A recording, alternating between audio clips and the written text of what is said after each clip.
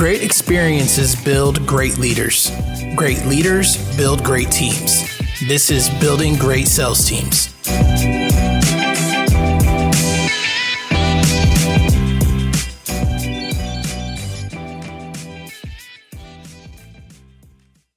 All right, guys, we got a special one for you today.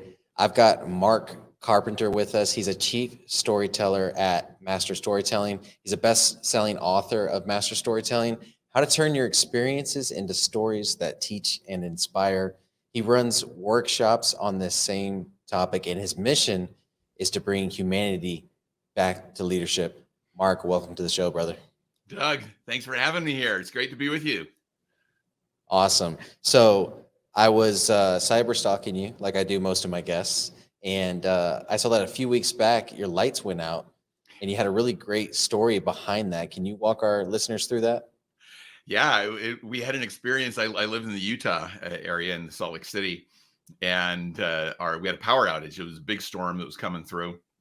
And this happens, power goes out and it will blip for 5 minutes or so, and it's no big deal. Well, it was off for about 5 minutes, came back on, thought no problem. Then it went off and then it came back on, and then it went off and it stayed off for about an hour and a half. Well, I had a class the next morning, a virtual class that I was teaching. And so I was running through in my head, okay, how early am I going to have to get up to turn the generator on, to get it connected to all the things that need to be connected on? But the funny thing is, I wasn't in any kind of panic about it because I had a plan. I knew what I was doing. My wife, she's so awesome. She had out the camp lanterns that had all fresh batteries in them and flashlights and things. Well, the power came back on, so I didn't have to go into my emergency plan. But the funny part of it is, then my wife's telling me all these social media posts she's seeing from our neighbors. Like, you find out where your furniture is in the dark, usually with your toes and your shins. Nice.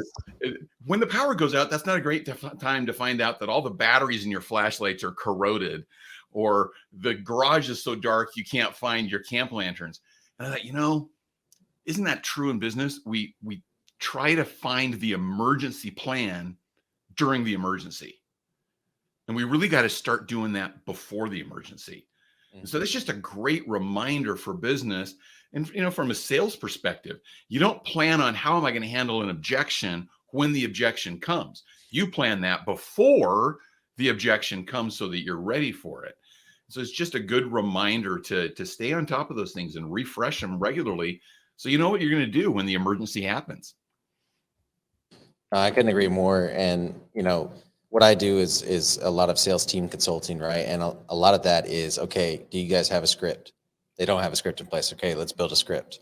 Let's talk about how to overcome objections, and then what we're going to do when we overcome that objections.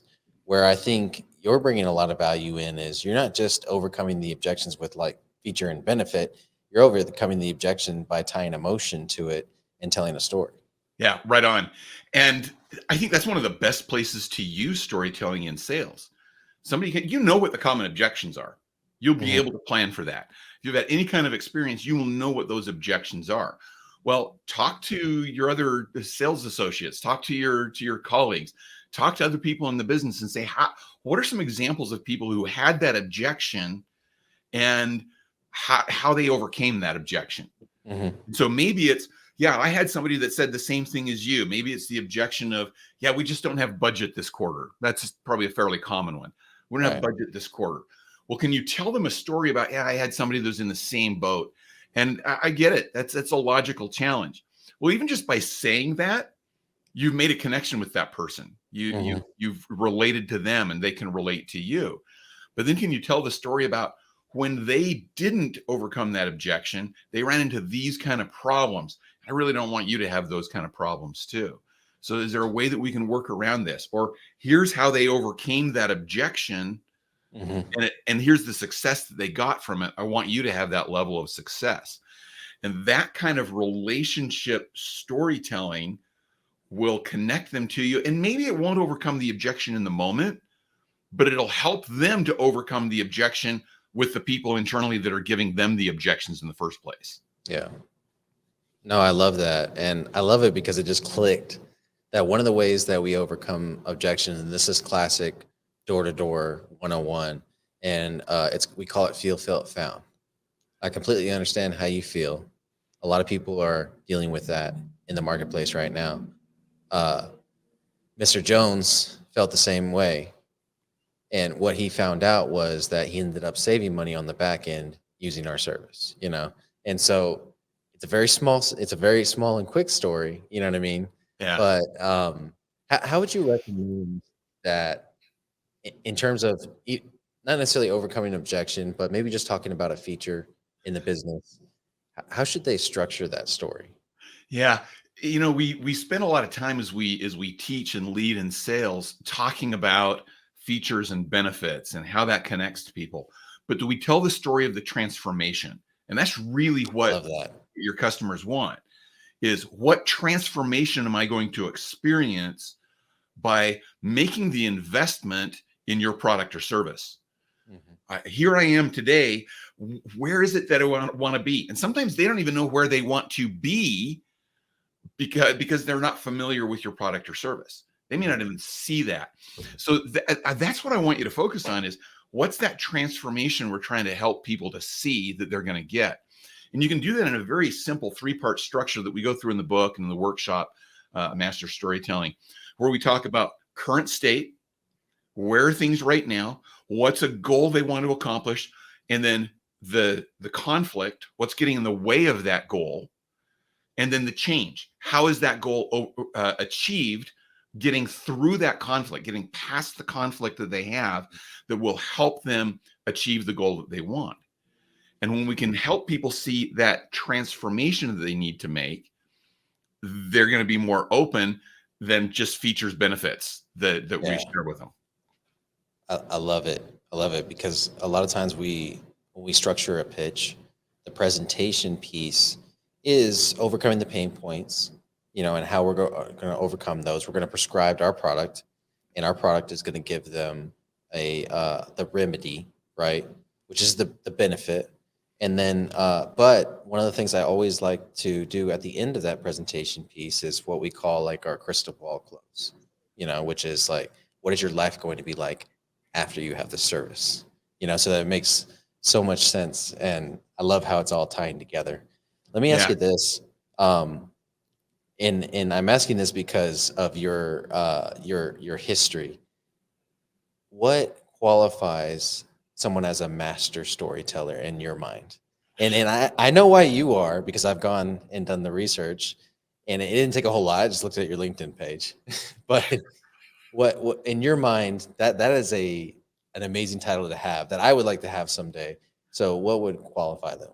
You know, I think the first thing is being intentional about why you're telling stories. You know, we define story probably a little differently than a lot of people do. Mm-hmm. You know, some people say, well, I'm going to put my story out there in social media or whatever it is. And they just tell an experience that they had. Or they come home and they tell the story of their day, you know, from the experiences they've had that day. Mm-hmm. But what we term as story is really being intentional about story with a purpose. And the purposes are in the subtitle of the book, Teach, Lead, and Inspire. Now, if I was to rewrite the book today, I would add the one word to that subtitle, and it would be Teach, Lead, Sell, and Inspire. Because really, that's what we're doing when we're telling stories. We're trying to move people to action. And so I think it's that intentionality and being able to do it with some structure, with the clarity that people will be able to get to it. Sometimes we tell a story and it goes on and on and on and on and on and on and on, and we hope that people get the point at the end. We keep trying to remake the point. There you go. And I call that they don't land the plane. They're just flying it around, you know, trying to find their location. But if you're really intentional about your storytelling, you know what that end point is that you want to get to, and you can get to it in a couple of minutes. Mm-hmm. And people are going to give you that couple of minutes because it's going to be enticing enough for them that they want to see where it's going. They want to see what that resolution is at the end. I love it. And I think one of the reasons that you're so dialed in on what master storytelling is, and, you know, I recognize it because it relates to, you know, the way we structure our sales pitches and stuff like that, or sales in general, right? And that's how you know that's how you know, hey, Mark knows what he's talking about because it's tying into what we do already, in terms of sales. So you spent 2 decades working in PR for banking and technology. What led to your decision to, all right, go from there to become a consultant, basically at that point? Oh, And wow. I'm curious about this because I just made that decision literally three months ago. Yeah, this is a story in and of itself. So during that time, toward the end of the time that I was working in corporate PR and technology, I also started teaching at a university as an adjunct. Mhm. And when I went into that role, I thought back to the teachers who had the greatest impact on me when I was in college. And I'll give you one guess, Doug. What do you think those teachers did that had the greatest impact on me? Told stories. Wow, how did you get to that? Exactly. I remembered the stories they told, but not just the stories they told, but the points those stories made. And so that's the impact that I wanted to have. So as I went in as a university professor, that was what I went in with the mindset of. How am I going to take the concepts I want to teach these students and put them into stories that will drive home that point? Now, like you said, I'd already had decades of experience doing that in business, but that kind of got me the charge. And then I connected with a friend of mine who was in consulting and training, and started doing some training with him. And that just gave me the bug, and it just was more and more and more, and it built on it. And I got to the point of, okay, what's my thing going to be? And it was my wife who pointed it out to me. She said, you need to teach people how to take everyday experiences and turn them into stories that have a point and that lead people to action. My first response to that, this is on me. My first response to that was, yeah, but that's not a thing. That's just what people do. And she said, no, you don't get it. You do this naturally because you've done it for decades. Yeah. You could teach people how to do that.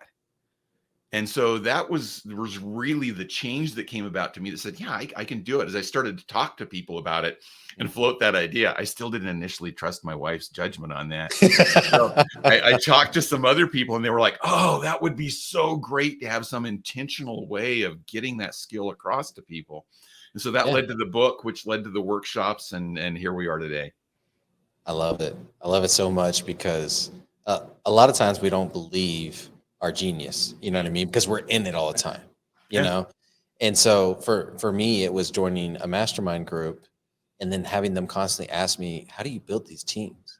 Like, how do you recruit thousands of people over a decade? You know what I'm saying? Or how do you train them? And they kept asking me these questions over and over again. And to me, it's just like second nature, common sense, SOPs, training structures, opportunity meeting, all this stuff that, I had developed over the last 13 years just came natural. And to them, it was gold. And I was like, oh, I've got something here. This is what Chip and Dan Heath in the book Made to Stick call the curse of knowledge. Mm-hmm. We know stuff, and it's so clear and evident to us, we just assume everybody else knows it on the same level. Mm-hmm. And think about that from a sales standpoint. This is why we don't use those stories, because it's like, well, that was my experience, so it can't be that important. It can't be that big a deal. But other people haven't experienced that. They've experienced something close enough to it that when you tell their story, they're going to be able to connect to it. They're going to be able to make that relationship. And who do people buy from? They buy from people they know, like, and trust. And that's how you build that relationship, is by connecting with those stories. And again, we do it in sales, but maybe we don't do it as intentionally as we could and should. And that's what I'm trying to get people to focus on, is how do you be intentional about using this skill to accomplish your goals? No, and I love it, because if you look at two sales processes side by side, one is storytelling, one is feature benefit based and very structural, right? And you look at those two sales processes and then put customers through them. I think what you're going to find is over time, the data is going to show you that, one, you convert higher with the storytelling because of the emotional tie, but also because of that emotional tie to that story that customer has. It kind of gets stored in the subconscious. Those emotional things get stored in the subconscious, not really the facts and figures so much, right? Yeah. And so when you look at your data on the back end, your churn rate, the amount of customers that cancel, the customer happiness metric, whatever that might be. Those data points are going to be so much better because you tied it all to emotion on the front end and you use storytelling in the process. Right So I on. feel like that alone is massive for a lot of sales organizations and companies that are sales-centric. There's a cool research study that divided people into 3 groups, and they gave them information in 3 different ways. One group, they just verbally gave them the information with data, with kind of facts, figures, features, benefits type of thing. Mm-hmm. The second group, they gave them charts and graphs to go along with it. And the third group, they gave them the information in the form of a story. Then they checked back in with them 2 weeks later. And what they found was that the first 2 groups, there was no statistical difference in how much they remembered or how accurately they remembered. It was about the same. The third group, they not only remembered more and remembered it more accurately, they also found it more credible. So think about this. We think that by sharing facts and figures and data, we're going to increase our credibility. We're going to show people how smart we are. And so they'll obviously want to work with us. But that emotional connection that you just talked about actually helps people remember better and find the information more credible. And isn't that what we want from those that we're trying to serve? Absolutely. And it's not just their brain telling them it's credible because of the facts and figures. It's their emotions telling them that it's credible, which is why people buy. Yeah, people buy on emotion and they justify on logic. So they need that emotion to be able to buy, and then they'll come back later. This is why you do need the facts and figures and the features and benefits, is because they will justify using those things, but it's the emotional connection that's going to lead them to buy in the first place. Yeah, that's important to have both. I couldn't agree more. So you've owned your own consulting firm for about 10 years now. Do you have any advice for someone like me? I'm about a year into the journey, about 3 months full time now, and in consulting. So, and then we have a lot of listeners that are consultants as well. You have any advice for us? You know, I think just in the realm of storytelling, I would get to identify your story, practice your story, and keep getting feedback and working on that. Don't assume that the story will always be the same. It's like, okay, here's my story. I've got it down. It's always going to be the same. It's going to adjust. It's going to flow. It's going to change a little bit different depending on who you're talking to as well. But learn from those opportunities where you have to tell your story and get the best feedback you're going to get is the looks in the people's eyes as you're talking to them and the responses that you get from them. You'll be able to see which stories are landing. I would add to that in terms of building great sales teams, just going to your main topic. I love that you kick off each episode of your podcast with great experiences build great leaders. And it's those experiences that if we can turn those into stories, that's one way to build a great team too. Your team doesn't have to have every experience that you had.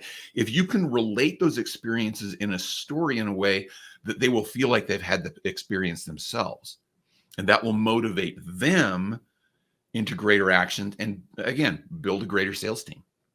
And it'll convict them too. Yep. When they get emotionally tied to that story, that reason why you have that value, and they now have that value. You know what I mean? They're convicted to it. Yeah. Okay, so your book, you've talked about it a few times now, but can you just give us a quick synopsis of what it covers and what our listeners can expect when they go to pick it up? Because we're going to leave the link in the show notes here. Yeah, we wrote the book as a how-to guide. It's how to take those everyday experiences. First, finding those experiences. Where are they? This is one of the big pushbacks I get initially is, well, I have a boring life, so I don't have any experiences. And that's just false. Everybody does. We love stories because we live stories. It's part of our everyday life. So where do you find those stories that are going to have the impact that you want to have? So it starts there. And then how do you convert that story or that experience into an actual story? Well, what are the components that make a story useful, that make a story memorable, that make people connect, that allow you to teach, lead, sell, and inspire? And we give you some practical ways to practice that and to integrate some additional deeper dive skills in there. Like, how do you use questions within your story to really draw people in? In sales, questions are one of the great tools that you can use. Well, you can tie that into storytelling as well to really draw people in. So it's really a how-to guide, and then we end it with an appendix that has an examples of several different stories that you can even take and use and adapt yourself for your business needs. I love it, and I think that is a lost art in sales for sure, because now so much of sales is done on the front end, right? Yeah. So much of sales is done through PR, and by the time you get to the transaction, they're like 70 or 80% sold on it, and maybe there's just one or two objections that have them stuck, but a story could get them unstuck. There you go. And I feel like that's definitely a needed practice. So if I'm more of an experiential learner, you have workshops.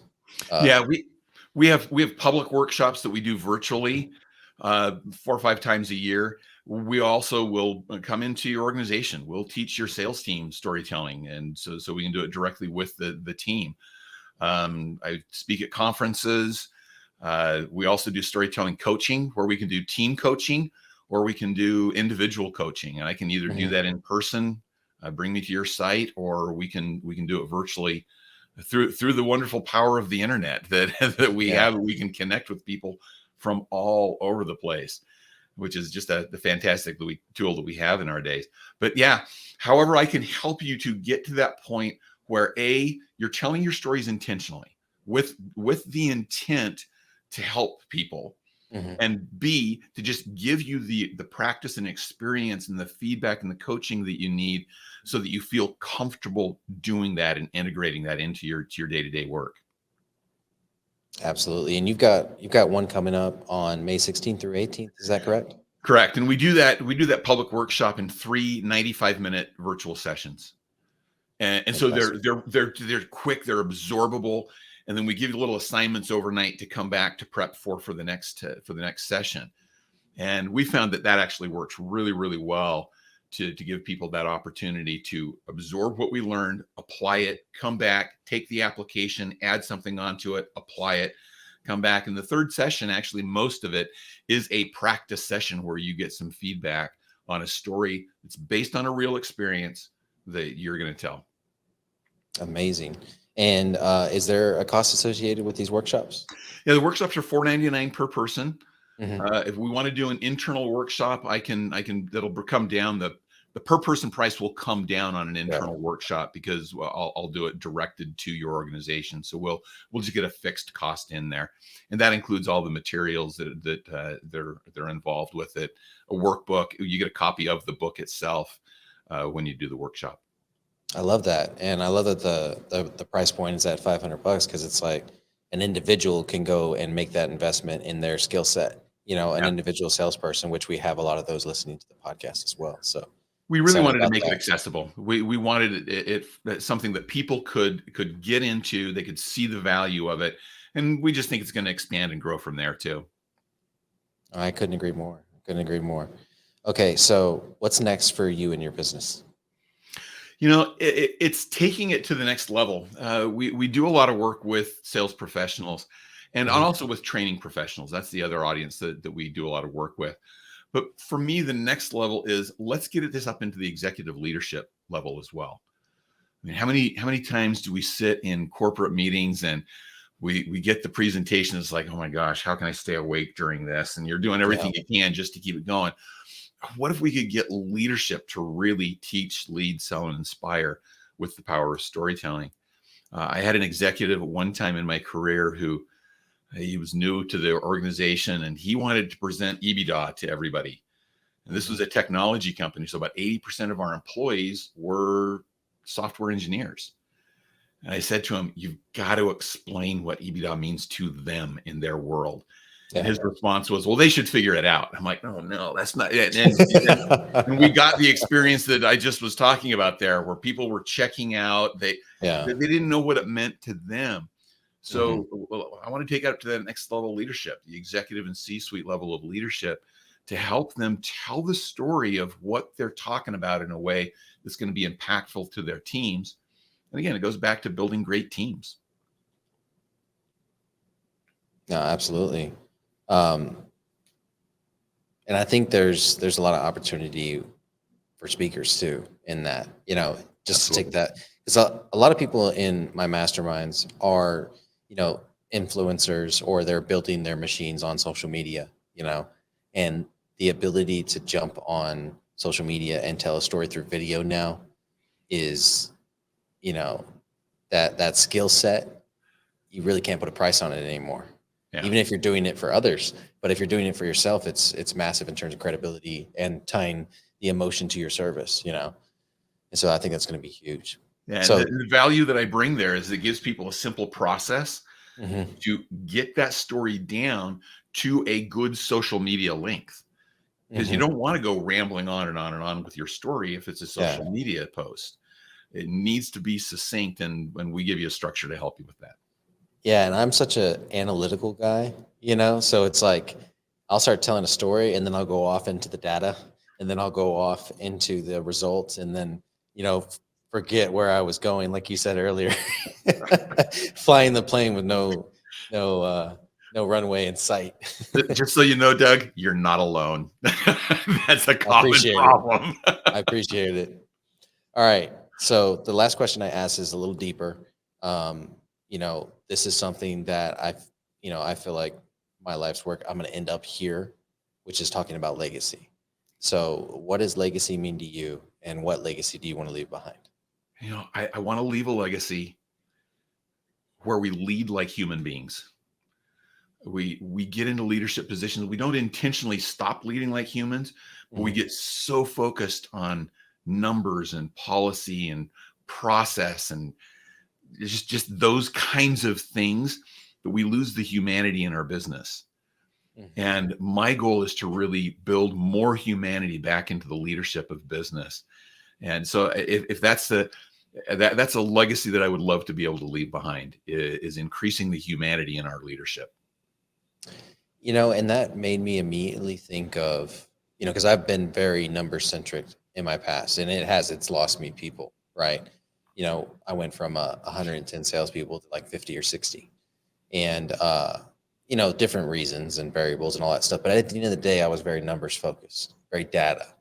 All you have to do is hit the numbers. All you have to do is hit the controllable actions, and we'll get the result. Yeah. But I think what you're talking about is tying that result to an experience, an impact, if you will. And I think when you can do that, you've got the best of both worlds. Yeah, right on. And yeah, please understand, I'm not discounting the importance of numbers. We need those numbers. We need those metrics to track things. But we also need the hearts of our people. And you're not going to get the hearts of your people through numbers most of the time. It's going to be in making that connection between what do those numbers mean to you? What's the transformation you can experience?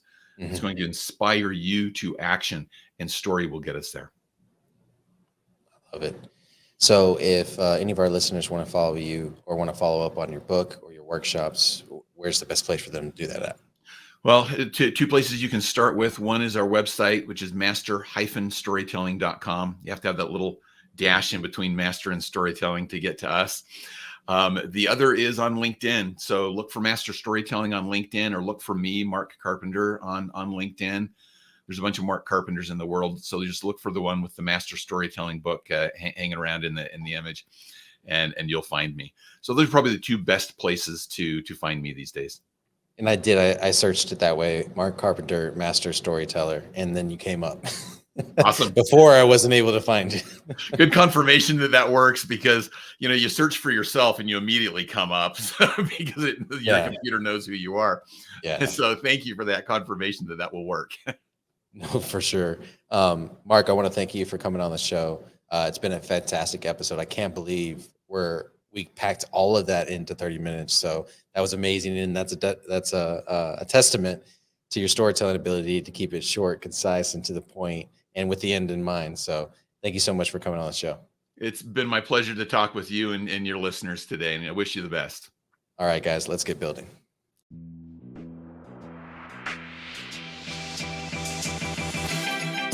Thank you for joining us on this episode of the Building Great Sales Teams podcast. We really do appreciate it. As you know, we believe that great leaders build great teams. How do you become a great leader? you learn from the greats. Join us at the $1 Million Mastermind put on by Ryan Stewman in Frisco, Texas, and learn everything that you need to learn to be that great leader. The link will be in the description below. As always, we ask that you like, share, and subscribe wherever you consume podcasts so you can stay up to date with the Building Great Sales Teams podcast. Let's get building.